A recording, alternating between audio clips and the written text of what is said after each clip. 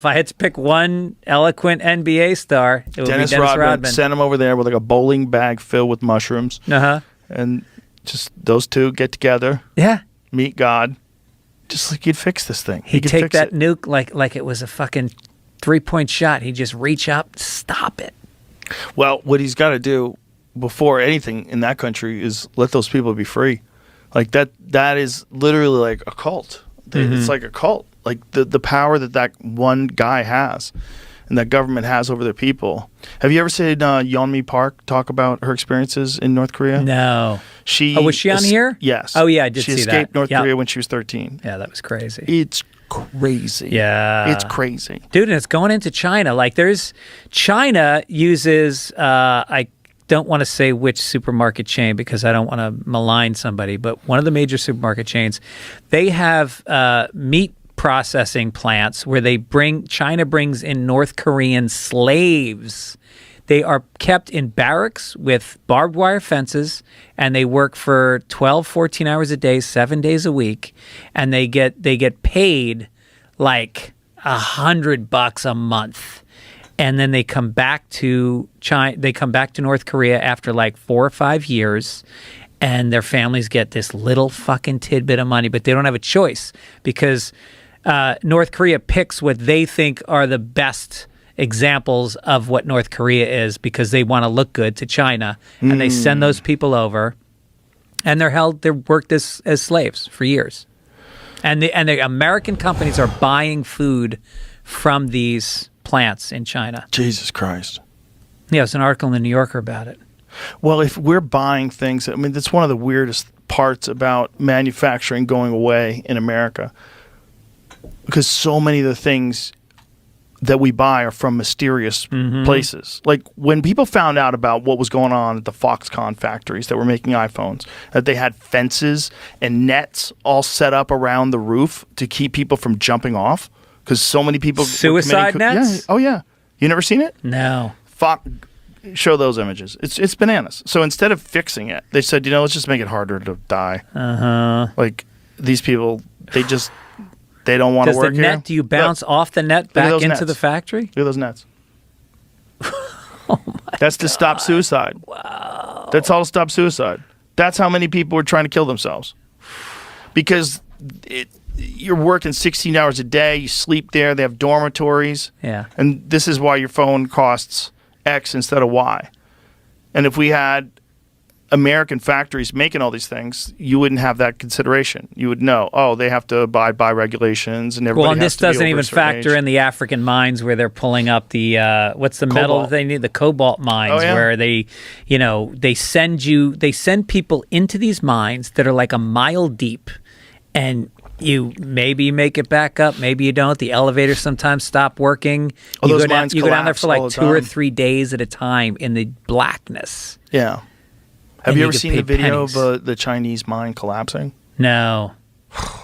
See if you can find that. There's been a few, but there's one really good video of this collapse of this mine. It's fucking terrifying. Yeah. It's terrifying, dude. Right. Because it's basically they dug into the whole side of this hill, and then it just falls on them.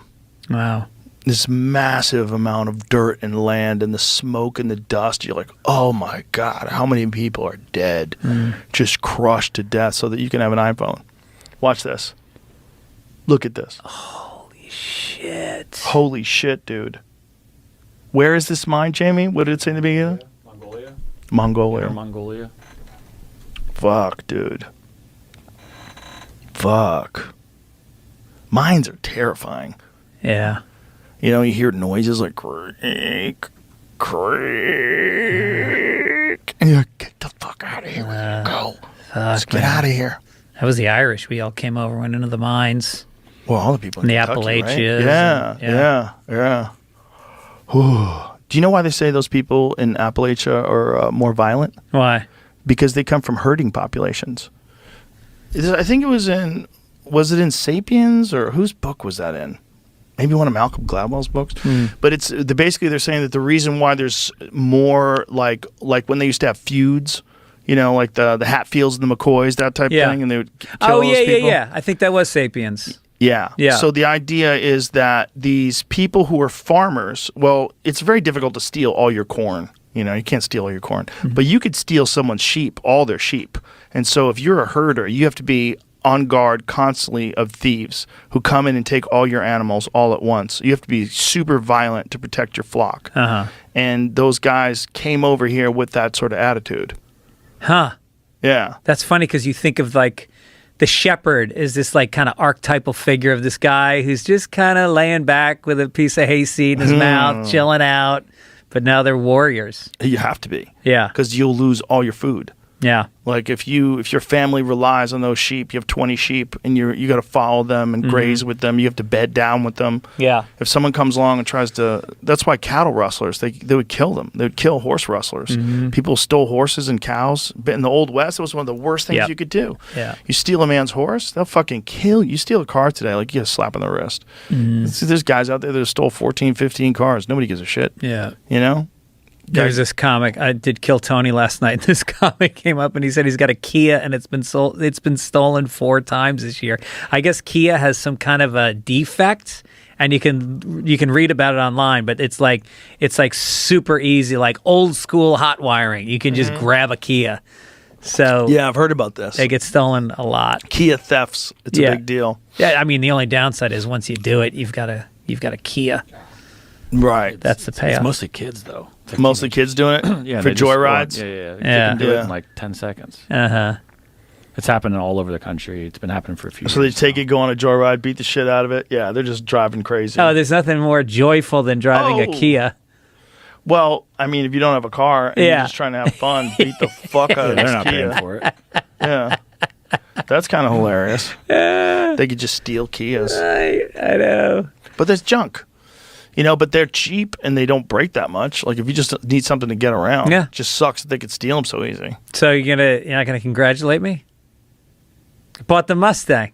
Oh, I sent you the picture. That's right. I finally did it. I've been talking to you about it for 15 years. I wanted a Mustang, and I always had kids at college. I get fucking worried about money, and like I always spent my money on like trips. Like our family travels a lot. Like cars were never a big thing, but yet there was always a teenager that fucking wanted a Mustang, and then finally I just fucking did it. Like which one did you get? 2 weeks ago. It's just a Mustang. What model? Is it the GT, the EcoBoost? You got the 6-cylinder engine? I don't know what it is. How is it? It's fun as shit. Yeah? I took it up into the Malibu Hills or Santa Monica Mountains the other day with my wife. And you've got those little like serpentining roads and fucking it handles unbelievable.